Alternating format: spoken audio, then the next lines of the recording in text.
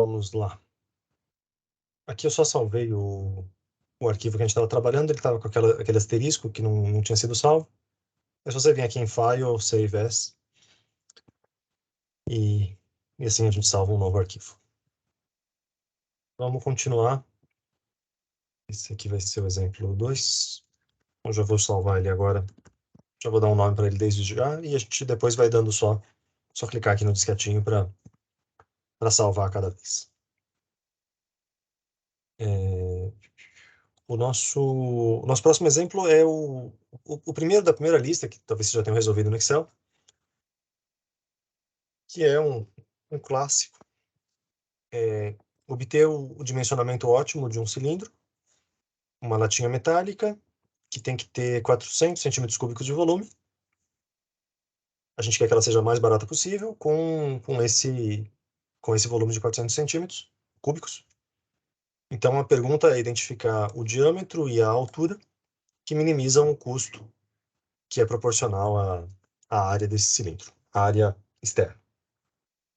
Então, para a gente fazer só um desenho rápido para a gente relembrar algumas propriedades de geometria. Belíssimo cilindro meu.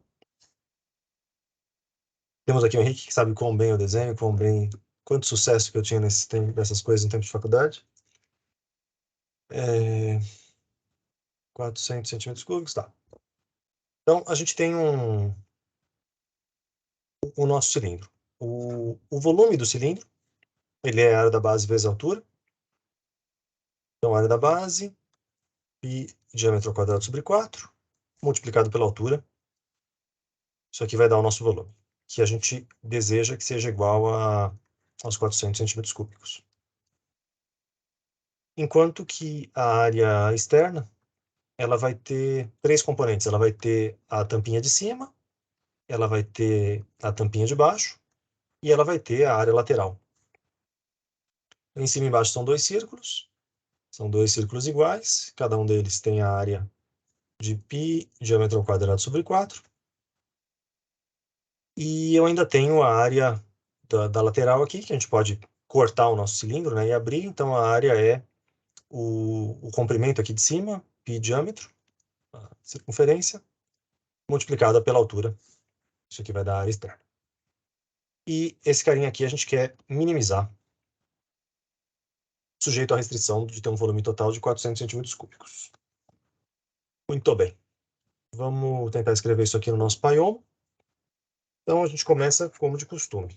A gente importa a biblioteca, aqui eu estou dando Ctrl e rodinha do mouse para aumentar o zoom. Import Pyomo.environment as IO. IO, simplesmente. Não, amigo, não é para autocompletar isso aqui. Tá. A gente vai criar agora eu vou chamar de modelo, só para variar um pouquinho, mas é o mesmo model que a gente tinha antes. Que ele é pyo.concrete model. Então, abriu, fechou parênteses. Criei um modelo do tipo concreto. Quem que vão ser as minhas variáveis? Eu vou ter um diâmetro e uma altura como duas variáveis. Então, eu vou criar um modelo ponto H, que é a altura. Isso aqui é pyomo.variável. Perceba que o índice, que é aquele nosso, que no caso anterior era 1 ou 2, aqui a gente nem tem um índice, porque a altura é só a altura, é uma variável escalar. Então, a gente não precisa ter aquele índice, como foi no caso anterior. A gente pode passar direto para preencher o valor do domínio. O valor que está preenchido aqui é o valor default. Se eu não escrever nada, ele vai admitir que o meu H pode valer qualquer número real. Mas não faz sentido, né? A nossa variável tem que ser...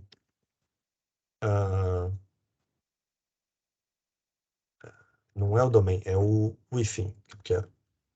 Eu não sei o que faz o domain. Eu acabei de ver que são duas coisas diferentes e eu não sei qual é a diferença de um com o outro. Fica a lição de casa para mim também de ver o que é o domain com o hífen. Uh,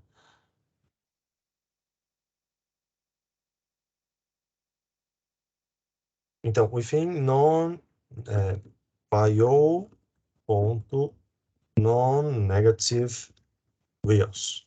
Tomar cuidado que esse non-negative reals tem que ser com essas maiúsculas nesses lugares, que é o que ele está auto-completando aqui para a gente. Tem que ser exatamente assim.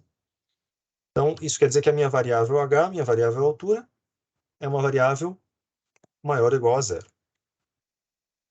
Modelo.bzão, diâmetro, é igual a paiomo.var, within igual a paiomo.non-negative reals. Da mesma forma. Tá bom. A nossa função objetiva é minimizar o custo da área externa. Então, quando eu escrevi aqui a área externa, na verdade, isso tudo aqui a gente vai ter que ainda multiplicar por um certo P, por um certo preço, que é o preço do material, né? E o nosso parâmetro P do preço vale $10 por centímetro quadrado. Então, a gente pode, aqui eu vou escrever antes, eu vou definir o meu parâmetro P igual a 0,1. E a gente pode também ter um comentário no final, depois de cada variável, a gente também pode colocar comentários. Isso aqui vai ser o nosso preço em dólares por centímetro quadrado. E a gente pode misturar, como o Henrique falou bem, de que a linguagem do Python é bem conectada com a do Python, a gente pode misturar variáveis normais, isso aqui é simplesmente uma variável do Python, a gente vai usar essa variável associada com as variável no sentido de programação e aqui variável no sentido de otimização, essas duas. E aí com isso a gente vai fazer o modelo.custo é igual a paiomo.objective, esse é meu objetivo. E qual que é a expressão do meu objetivo? Ele é o preço multiplicado por um montão de coisas. Preço multiplicado por... eu vou escrever desse jeito que é mais prolixo, mas 2 vezes π vezes diâmetro ao quadrado dividido por 4. Então, aqui 2 comentários. Eu, quando fui pegar um código meu mesmo, do ano passado, e eu estava olhando para o meu código e eu tinha simplificado esse 2 com aquele 4, e eu estava olhando para aquilo e falando, mas de onde surgiu π diâmetro ao quadrado sobre 2?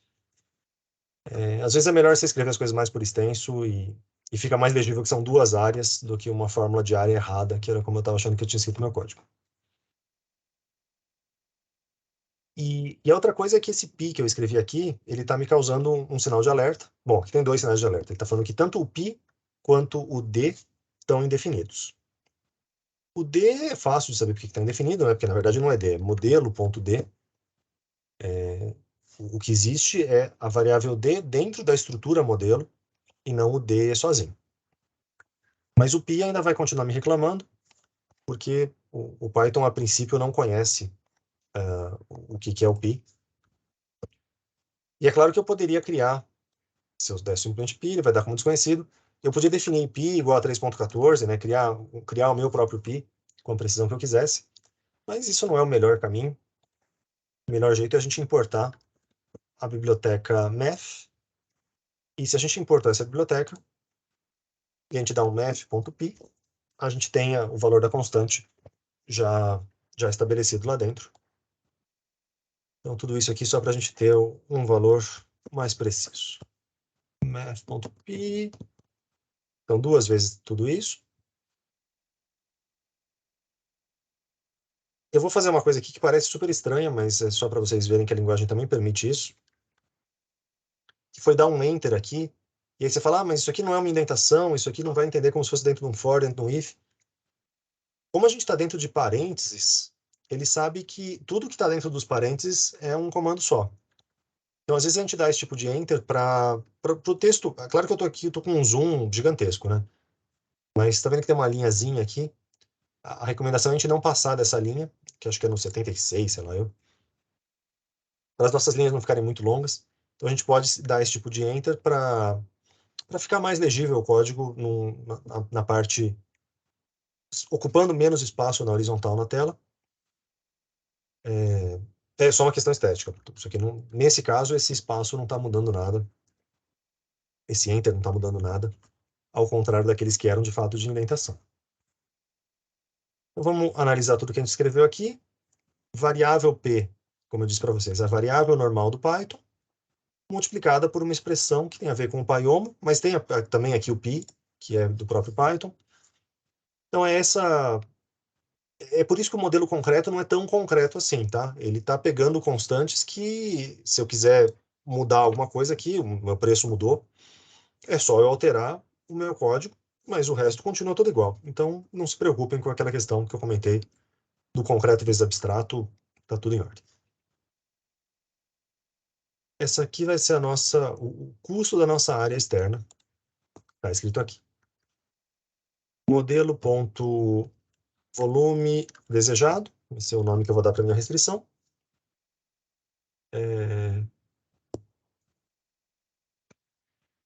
Isso aqui é uma restrição, então pyomo.constraints. E aí qual que é a expressão da minha restrição? Expression igual ao que está ali em cima, math.py, vezes modelo.diâmetro. Esse diâmetro tem que ser elevado ao quadrado, dividido por 4, multiplicado por modelo.altura. Então, tudo isso aqui me deu o cálculo do volume, mas eu quero que isso seja igual a... A gente poderia escrever numa primeira vez desse jeito, igual a 400. E isso aqui parece bastante com o que a gente viu naquele nosso primeiro exemplo, né, que eles escreveram com os números aqui no próprio problema, né, os números das constantes, os parâmetros, no próprio problema. Mas isso não é uma boa prática de programação, porque aí quando você quer mudar esse valor, você tem que ficar caçando no seu código inteiro e tudo mais. Então é melhor a gente declarar uma variável, que é o volume especificado para o cilindro, qualquer coisa assim. Talvez. E claro que a gente poderia também ter comentários aqui para as nossas variáveis de decisão. Volume desejado. Então é isso. Quando a gente quer parametrizar, a gente faz esse tipo a gente pode ter esse tipo de declaração de variáveis. Ah, teve uma outra coisa interessante dos comentários que eu não falei para vocês. Quando a gente coloca um jogo da velha por 100%, notem que a cor daqui para baixo toda mudou, porque isso está criando uma seção. E a gente pode... Aqui eu vou criar mais uma. Então, esse aqui é a seção de declaração de parâmetros. Esse aqui é a criação do modelo. E isso aqui é análogo às células, para quem já trabalhou com o Jupyter, mas não com o Spider. Cada bloquinho desse aqui é como se fosse uma célula do Jupyter. E aí dá para rodar aqui, Ctrl Enter é o nosso atalho para rodar só essa célula. Então, ele vai rodar todas as linhas, mesmo que eu não selecionar. Eu dei um Ctrl Enter, ele rodou aquela célula e não o programa inteiro e nem o que estava selecionado. É alguma coisa no meio do caminho. Tá. Objetivo, restrição. Beleza. E aqui a gente pode ter uma outra seção para solução do modelo. Que aí a gente vai ter que usar aquela nossa linha que eu sempre esqueço. Solver igual a pyomo.solverFactory. Aqui o nosso modelo é não linear. A gente tem o diâmetro elevado ao quadrado, a gente tem diâmetro vezes modelo. Então eu vou colocar o solver errado, eu vou colocar o glpk, só para a gente ver o que acontece. E aí eu vou dar um solver.solve modelo, se igual a true, como da outra vez, ponto write, para a gente enxergar todo mundo. E teve um outro comando que eu não mostrei da primeira vez, que a gente pode dar um modelo.pprint. Do primeiro exemplo, a gente tinha dado só o pprint para variável por variável, né? Então, coisa do tipo model.x.pprint. Tipo isso aqui, model.x.pprint, que dava as informações só da variável x. A gente pode fazer isso com o modelo como um todo, e aí já escrever informações de todo o modelo de uma vez só. Se eu rodar o nosso programa desse jeito, ele vai nos dar um erro, como deveria. O solver selecionado não pode lidar com funções objetivos quadráticas. Deu algum problema, não vai rodar. Então, isso aqui só vai funcionar se eu tiver um solver não linear. Se eu trocar para o IPOpt, mandar rodar. Oxi. Eu não instalei o IPOpt aqui.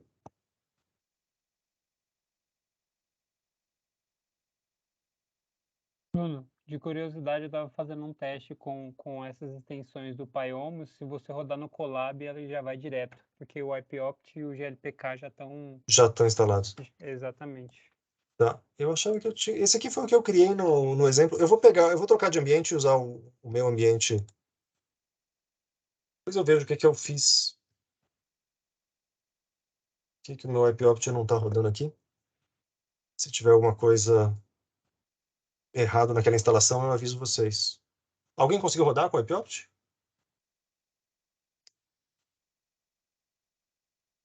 Você consegue mandar aqui? Eu tô abrindo um novo arquivo. Você manda isso, por favor. Vamos ver como é que Eu vou ele... mandar aqui no chat mesmo, tá? Isso, Sem ser um arquivo. Deve ser suficiente. vou rodar Aqui eu aqui. só abri num outro. É um outro environment que eu tinha criado, que eu estou usando para um projeto atualmente com o IPOpt. Então aqui eu tenho certeza que o IPOpt está instalado. Não sei qual foi a zebra que deu ali, não. Mas foi alguma bobeira minha de instalação. Eu andei quebrando a cabeça com essas coisas. Estava tentando atualizar a versão do IPOpt e devo ter feito alguma besteira ali. É,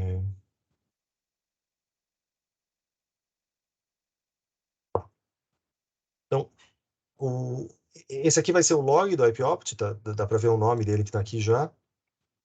E aí ele vai ter um log diferente do log que o GLPK gera, em que a gente consegue ver, aqui está diminuindo, né, o valor da função objetivo, não, aqui está aumentando, bom, ele varia, né, ele aumenta, depois diminui, mas ele está convergindo para um valor da função objetivo, e então pelo log dá para a gente acompanhar se ele está se perdendo, se ele está indo na direção certa, o que está acontecendo. E a gente está vendo o resultado final, então o nosso diâmetro e a nossa altura deram valores iguais. O cilindro que otimiza esse caso é aquele cilindro que é quadrado, que ele tem o diâmetro e a altura iguais. E a gente também pode conferir como que são as restrições. Então, a gente escreveu a restrição de um jeito um pouco genérico. Então, 2 vezes π, mas aqui a gente consegue conferir qual é o valor que de fato está sendo considerado. Quando a gente dá esse pprint geral, é um jeito da gente conferir se você não errou nenhum valor de parâmetro, se você não digitou errado nenhuma restrição, quando as coisas dão errado. Esse é um jeito mais fácil de conferir do que conferir restrições que estão no solver do Excel, por exemplo. Você tem que ficar comparando uma célula com a outra. Aqui você já bate o olho e vê qual é a restrição de fato. Eu acho um pouco mais legível. Beleza com esse exemplo?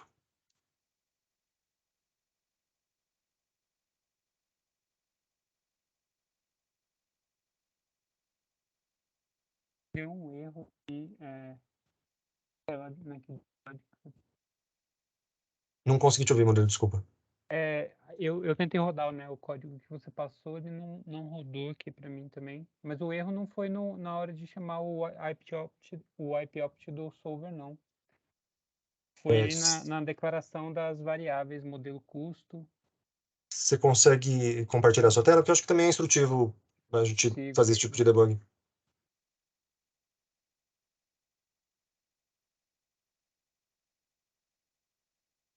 Tá, aqui eu tava tentando trazer, né, o modelo para cá e ele deu um probleminha de Tá, aqui, o que ele deu como não definido é o pi, tá vendo? Name pi is not defined. É É, porque não tava pi aqui, né? Tava P. e, esse é P, mas é P mesmo, porque esse é o É? preço do. Sobe um pouquinho, que Então eu ele acho que tá devia ter um. faltando tá faltando as variáveis, Ah, né? é que ali em cima, tá vendo? Declaração de parâmetros, ele grudou. Declaração de parâmetros Ah, grudou no P. verdade. E aí tinha que ser o P. Esse P tinha que estar numa nova linha, né? O P numa nova linha. E a mesma coisa para o volume desejado. O comentário do preço estava certo, né? Mas o volume desejado é que era isso. E aí. É, Bárbara, esse é o jeito que eu estava comentando com você, que dá para fazer uma solução mais na nuvem, sem instalar as coisas, é pelo Colab.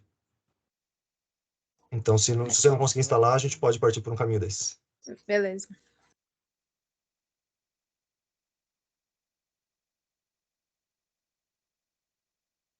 E ele não tem a biblioteca Math?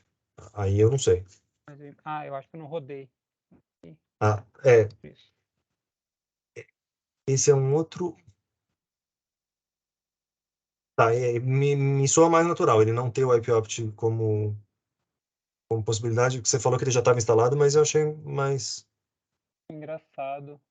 Porque ele conseguiu instalar ali em cima, né? Você viu que tinha um pip. Sim, Foi isso que você sim. falou, né? Não, é que Foi. você instalou o Pyomo, mas não o IPOpt. Deixa eu tentar fazer. Eu tô tendo problema realmente com isso daqui. Eu acho que tem que instalar, pelo menos o GLPK, ele tem um comando para instalar dentro do Colab. Eu acho que esse outro solver também deve ter. Eu Qual vou que dar uma seria o olhadinha. comando para instalar ele? Você sabe? Não sei, é meio complicado, não é pip install, mas joga no Google que deve ter. É porque na documentação do Pyomo só tem a metodologia alternativa pro Anaconda. Eu não achei não consegui instalar no VS Code nem no Colab. Eu só instalei no Anaconda, não. O GLPK ele rodou, sem precisar fazer nada. Aqui não deu certo o IPOpt. Mas o IPOpt tá. Realmente aqui no básico do, do Pyomo, o que eu tô vendo é isso mesmo. Ele tá só declarando como instalar, mas não o Pyomo, não o IPOpt. Tá, mas eu dou uma bugada e na semana que vem se vocês também avançarem, descobrirem alguma coisa, compartilha com a gente por e-mail. Beleza. Quem descobrir, compartilha com os outros.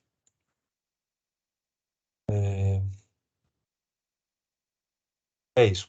Python é muito bacana quando tudo funciona bem, mas às vezes o tempo que você perde até você colocar todos os seus ambientes de pé, até todo mundo tá com o pacote certo, da versão certa.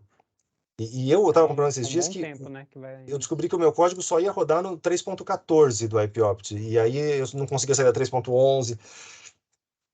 Tem coisa que enche o saco. Mas ainda assim é melhor do que o tempo que a gente só mexia com MATLAB. É mais dinâmico. Beleza. Vamos então para o nosso último exemplo do dia. É o que a gente fez na semana passada. É aquele exemplozinho de transporte. E aqui tem alguns detalhes que são mais sofisticados, porque se vocês se lembram das nossas restrições, a gente escreveu elas no Excel uma por uma, mas no nosso durante a aula a gente chegou a formular o problema em termos de conjuntos, né, que era aquela forma mais genérica. Então, criar um conjunto A de armazéns, um conjunto M de mercados, e ter uma variável de quantidade para cada um dos pares de origem e destino. Então vamos tentar fazer uma coisa parecida com isso, com o nosso Pyomo. Então a gente vai começar com tudo de costume, import pyomo.environment as pyo. A gente vai criar um modelo.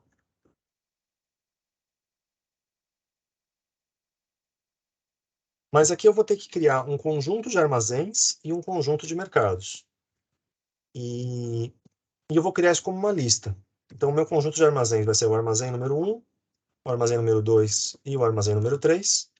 Então, eu tenho uma lista de armazéns e eu vou ter que criar uma lista de mercados igual a M1 igual a M2. A gente vai criar um conjunto. Então, a gente vai criar modelo.a, conjunto A, é o paiomo.set, que é uma palavra que a gente não usou até agora. Então, é um conjunto que vai ter os valores daquela lista. E a gente faz isso com initialize igual a armazéns. Então, o que a gente tem até agora é criado esse conjunto A, cujos valores, se a gente der um modelo.a.pprint, o conjunto A ele tem uma dimensão só e ele tem 3 elementos. Ele tem uma dimensão e 3 carinhas dentro dele. A gente faz a mesma coisa. Modelo.m vai ser o conjunto de mercados. Eu vou mudar o nome aqui. Eu vou chamar de ARM e de Merc, porque eu vou usar A e M para outra coisa depois. Py1.set initialize igual a mercados. Deixa eu só apagar todas as variáveis para ter certeza que eu não vou misturar o que é o A de um com o A do outro. Tá. Criamos, então, um conjunto de armazéns, conjunto de mercados, como conjuntos. Agora a gente vai criar a nossa variável modelo.q. E essa variável, ela... Aí um ponto variável. Ela parece com aquela primeira, aquele nosso primeiro x que a gente criou, que tinha uma lista com 2 elementos. O domínio daquele x eram esses dois, o domínio no sentido de qual conjunto a partir do qual ele está definido. Ele estava definido para o valor número 1 e valor número 2. Aqui a gente cria isso com modelo.arm e modelo.merc. Então, é uma variável que depende de todos os armazéns e de todos os mercados. E que ela é non-negative reals. O que ele está reclamando? Ele está reclamando que non-negative reals não existe, porque na verdade é paiomo.non-negative reals. Tá. Se eu rodar meu código até agora e fizer um modelo.q.pprint, vocês conseguem ver que a nossa variável Q, que a gente declarou ela uma vez só, mas como ela depende de todos os armazéns de todos os mercados, essa nossa variável Q, ela já vai fazer as combinações de todas as origens e destinos possíveis. Então aqui ela já criou toda a estrutura do problema para a gente, de uma vez só. E a gente pode escrever pode começar, por exemplo, com a nossa função objetivo, que era minimizar o custo de frete para todos os pares possíveis, né, daquelas nossas combinações, para todas as combinações que a gente tinha anteriormente. Então, a gente pode fazer isso. Eu vou simplesmente deixar uma variável fretes, que daqui a pouco a gente vai preencher o que essa variável realmente tem. E eu vou escrever modelo.custo, um objetivo. E o que é esse objetivo? É somar para todos os valores de armazéns e de mercados, somar aquele produto, quantidade vezes o frete. E aí a gente escreve isso, qual que é a expressão? A expressão é a soma, abrir o parênteses, soma de quem? De modelo.q,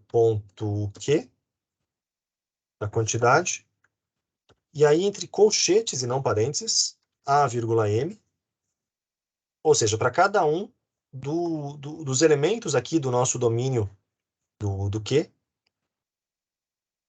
de a, m, multiplicado por frete de a, m. Só que quem que é esse azinho e quem que é esse mzinho? esse Azinho e Mzinho, eles têm que variar para todos os casos possíveis. E aí a gente escreve, alcança isso com um for A em modelo.arm, for M em modelo.merge. Então aqui a gente escreveu, são 2 loops encadeados, né? São duas, percorrendo todos os armazéns e percorrendo todos os mercados, e fazendo a conta que é a quantidade vezes o frete. Então essa parte de escrever a função objetivo é muito bacana. O que é um pouco mais estranho é o jeito de escrever esse próprio frete, que aqui a gente tem que usar um dicionário. Então a gente tem que usar um dicionário e os elementos desse dicionário vão ser os parzinhos. São esses elementos que estão aqui, o que está chamando de key, aqui nessa lista de quais são os pares de A e M, são esses pares de A e M. Só que a gente tem que usar aqui o que em Python se chama tuple, uma tupla, que é um par ordenado. A tupla é uma lista que você não pode ficar mudando. Então é a mesma coisa que criar as listas, só que quando você vai criar um elemento que você não pode alterar depois, e a diferença é que você cria ela com parênteses e não colchete. Então isso aqui dá um nó na cabeça quando a gente está começando. Lista é colchete, dicionário é parênteses, tupla é parênteses. E aqui é uma tupla dentro do dicionário, então é chatinho. Essa tupla nada mais é do que o par ordenado, então é o frete dos pares origem e destino, do par armazém mercado. Então isso quer dizer que para o par, para o armazém número 1, mercado número 1, toma cuidado com as aspas aqui também, porque o primeiro elemento da tupla, a coisa que está antes da vírgula, é o nome A1. Então é só o A1 que está entre aspas, depois é só o M1 que está entre aspas. Se você faz alguma coisa desse tipo aqui, coloca aspas antes do parênteses, isso aqui vai dar problema e não é o que a gente quer.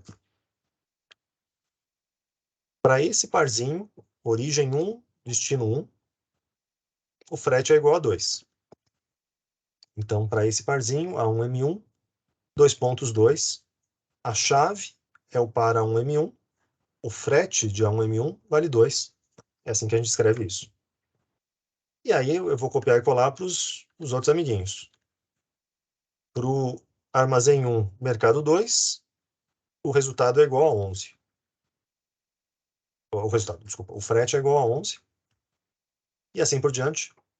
Eu vou dar um Enter aqui, porque é aquela mesma lógica de eu estou dentro de colchetes, então eu posso ficar dando Enter, que ele continua entendendo como um bloco só. Mas você podia escrever tudo na mesma linha também, sem nenhuma alteração.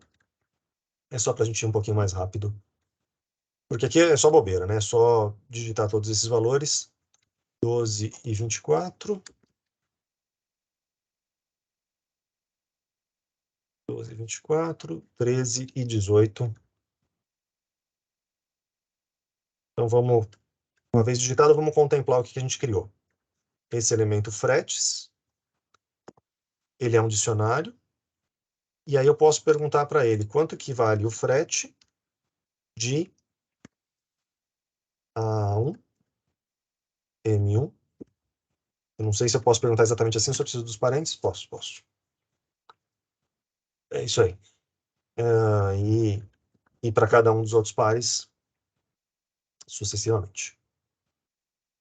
Então, é isso. Essa é a primeira parte difícil é criar esse dicionário, e se é um dicionário que depende de duas coisas, ele tem que ser nesse estilozinho de par ordenado, nesse estilo de tuple. O meu código está reclamando que ele não conhece a variável frete, porque eu chamei de fretes. Então, aqui, vamos chamar de fretes, ou trocar o nome do outro, claro. Ok, esse é o nosso objetivo. E agora é a parte mais delicada dessa aula, que é escrever a restrição, escrever uma restrição, por exemplo, desse estilo aqui, que era o limite máximo de expedição, que era somar para todos os mercados, então somar para todos os destinos, quanto que é a quantidade que está sendo transportada. E qual que é a sutileza que acontece aqui? As restrições que a gente escreveu até agora no Pyomo eram restrições escalares. Por exemplo, eu tenho uma única restrição para o volume desejado. Ou eu tinha uma única igualdade para aquele problema inicial. E aqui eu não tenho só uma restrição, eu vou ter A restrições. O número de elementos em A, então no caso 3, restrições. E aí a sintaxe disso aqui eu acho horrível. Nós vamos fazer junto, vocês, se eu já estou estimulando vocês a achar ruim, vocês se preparem. A gente tem que usar uma função. E acontece o seguinte. Vai ser uma função para colocar, sei lá, máxima capacidade. E eu vou deixar para colocar os argumentos dessa função no final, porque a parte mais estranha são esses argumentos. O que a minha função retorna? Ela retorna a desigualdade. Então, ela retorna a soma daquele QMA, soma de modelo ponto Q de AM, a soma para todos os valores possíveis de M, for M in modelo.merc. Então, aqui eu já escrevi o lado esquerdo. Eu estou somando todas as quantidades para todos os modelos. E isso tem que ser menor ou igual à capacidade de A. A capacidade de Azinho. Então, a gente precisa rechear algumas coisas aqui. A primeira delas é que a gente não criou essa capacidade. Então, vamos criar de novo um dicionário para isso. Capacidade em que a capacidade do A1, a capacidade do A1 é 40, do A2 é 40 e do A3 é 20. Então, A1 40, A2 40, A3 20. Tá. Capacidade existe.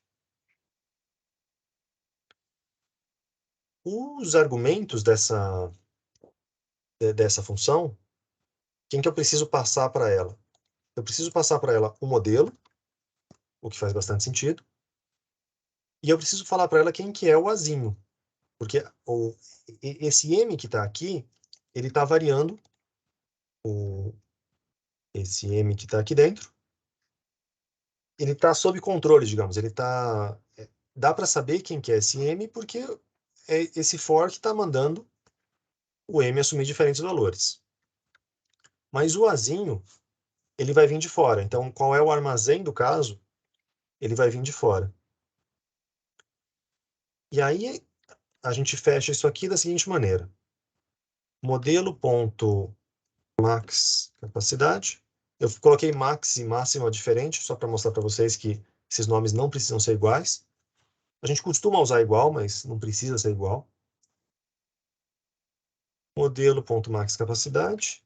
Vai ser uma restrição. Então, algo do tipo constraint. Em que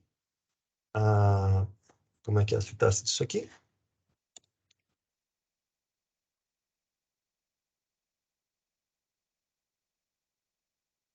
Deixa eu colar para não... Tá, esse vírgula, isso aí. Então,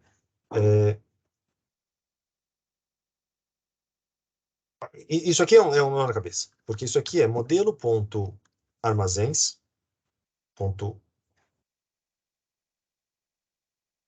isso, vírgula, rule igual a máxima capacidade. Então, eu vou terminar de escrever e a gente vai também dar uma olhada no que diabo a gente escreveu aqui.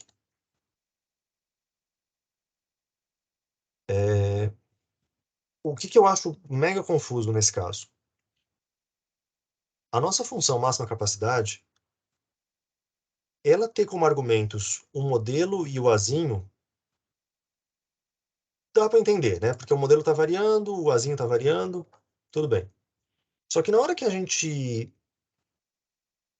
inclui como restrição mesmo, a gente inclui de uma maneira que eu não tô passando de uma forma muito explícita o modelo e o azinho como argumentos.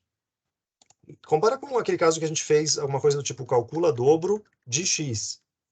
A gente chamava a função e dizia claramente quem era o x que a gente estava passando para calcular o dobro. Aqui não, aqui é super esquisito, porque um dos argumentos está aqui, o modelo.arm é o que vai fazer variar os valores do azinho. O modelo em si, você não está passando ele como argumento, porque ele já conhece o que é o modelo. Essa parte da sintaxe do Paiomo é o que eu acho mais feio e mais difícil de entender a princípio. O que fica bonitinho é o que está aqui dentro. Então, você bater o olho nesse return, você enxerga claramente que isso aqui estou somando isso aqui para todos os modelos e para todos os mercados, e tem que ser menor do que a capacidade. Mas a declaração da restrição, eu não gosto. Entanto, é uma fórmula fixa, né? Então a gente consegue se adaptar e se acostumar com isso. Vamos repetir, vamos fazer a outra restrição para a gente treinar. A nossa outra restrição era essa aqui. Ao contrário, né? Então, somar todos os armazéns e tem que ser igual à demanda daquele mercado. Então, eu vou precisar de algo parecido. Eu vou precisar de um dicionário de demandas. Deixa eu só um momento de toque aqui. Eu acho que eu vou fazer tudo no singular. Vou voltar ao meu frete. Esse aqui vira frete. E aí fica como capacidade e como demanda. A demanda do M1. A demanda do M1 é igual a 40 e a demanda do M2 é igual a 60. M2 igual a 60. Então, essas são as duas demandas. Eu vou também separar aqui em seções para ficar... Isso aqui é o modelo. E ali em cima são os dados. E esse aqui é sei lá, definição de demanda, ou atendimento da demanda, acho que fica melhor. Atendimento da demanda. E aqui o que está variável, o que está solto? A nossa restrição é escrita para todos os mercados. Então vai ficar ao contrário, é o mercado que está solto. O modelo sempre fica como argumento nesses casos. E quem está solto é o outro. Ou outros. Se a gente tem algumas variáveis soltas, também poderia ser alguma coisa que vale para todos os armazéns e para todos os mercados. Se escreveria dessa forma e aí indicaria não só um conjunto aqui, mas indicaria modelo.arm, modelo.mercados, tantos quanto sejam necessários. A gente retorna a soma. A gente vai somar para todos os armazéns. Modelo.quantidade para A em armazéns. Isso aqui tem que ser exatamente igual à demanda no ponto M. Demanda no ponto M. Aqui eu escrevi errado, tá? Essa capacidade entre parênteses A. Isso ia dar problema na hora que a gente fosse rodar a capacidade entre colchetes.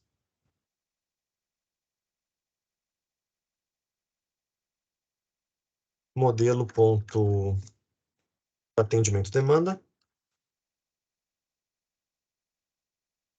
É uma restrição.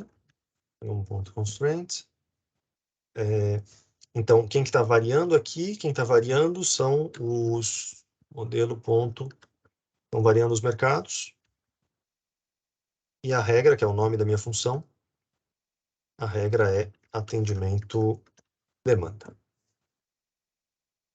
Então é isso. É estranho da primeira vez, mas a gente consegue repetir o modelinho para todos os casos. E aí, para resolver exatamente igual o anterior, a gente cria um solver. um objeto do tipo solver, que não é assim que escreve, pyomo.solverFactory. Isso. Aqui a gente consegue ainda usar o GLPK, modelo linear, e solver.solve, o nosso modelo. Se igual a true, a gente quer escrever também na tela. E, bom, eu vou primeiro rodar aqui e depois a gente vê a continuação. Se eu rodar aqui com o GLPK, ele vai me dizer que achou uma solução ótima, e achou uma solução ótima cujo valor da função objetivo é exatamente o que a gente tinha obtido no Excel na semana passada, 1280. Se a gente pedir para escrever modelo.q.pprint, para escrever o Q na tela, a gente vai ver que acontece exatamente aquela solução que não é tão intuitiva, aquela ligação entre o A1 e o M1, que parecia super bacana no começo, aquela ligação mais barata. Essa ligação mais barata não é, a solução ótima não é fazer essa ligação. Então estamos com a mesma solução. O que é bacana é que se a gente troca aqui pelo wipeopt e manda rodar de novo, ele vai dar uma solução que é um pouquinho diferente. Ao invés de ele dar 1280, ele deu aqui alguma coisa que é aproximadamente 1280, mas ele dá uma solução meio quebrada. E a gente, quando vê também o valor das variáveis, vê que não deu exatamente 0, não deu exatamente 40. A solução do wipeopt, ela fica com uma sujeirinha numérica, que é uma consequência do fato de que ele é um solver de pontos interiores, ele vai por dentro da região viável, por dentro das restrições, enquanto que o GLPK é um solver que vai nos vértices, que vai nos pontos de verdade onde a informação está. Então, para o caso, se o seu modelo é linear, é melhor usar um solver para problemas lineares. E é por isso que a solução aqui vai ser mais precisa. Beleza, com o nosso Pyomo, para o caso de restrições vetoriais.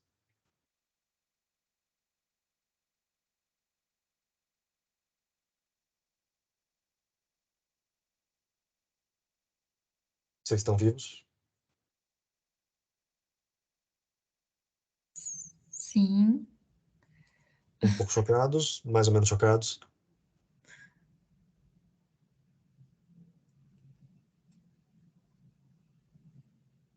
Deu para acompanhar essa parte final ou ficou muito obscura?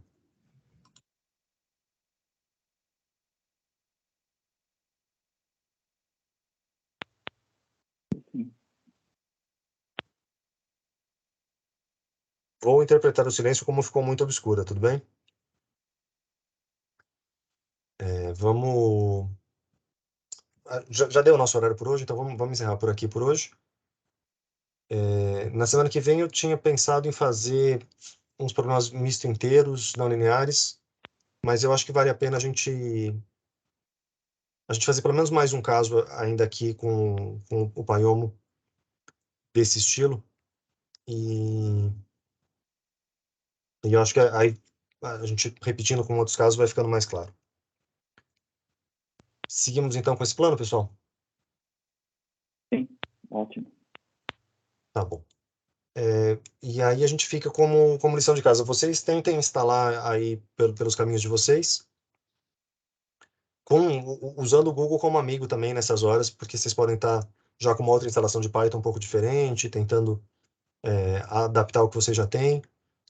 Então deem uma googada para tentar fazer funcionar. Se vocês tiverem algum enrosco nessas instalações, mandem e-mails. Se descobrirem alguma coisa legal, também mandem e-mails. E aí, pelo menos tentem instalar, e aí na semana que vem a gente dá uma insistida para escrever essas restrições aqui de novo no Python. Beleza? Beleza. Semana que vem é a última aula? Não. A gente ainda tem mais 2 semanas, né? Semana que vem é a última aula. A aula no sentido teórico ainda vai ser a última. Mas a Tá. gente, no dia 17, a gente ainda se encontra, que é aquela apresentação dos estudos de caso. Sim, que é para tá. vocês fazerem uma apresentação de 5 a 10 minutos de uma ideia de aplicação de um problema na área de vocês. Pode fazer no Excel mesmo, são problemas pequenos, não precisa usar nada tão sofisticado. E eu vou subir ainda uns vídeos do GAMS, que é uma outra linguagem, que é mais performática do que o Pyomo, não tem essa dificuldade de instalação, porque você consegue instalar como um pacote fechado. O problema é que ela é paga, para modelos grandes ela é paga, mas fica também como uma alternativa para vocês trabalharem com esse estudo de caso, pode ser em GANS, pode ser em Pyomo, pode ser no que quer que seja.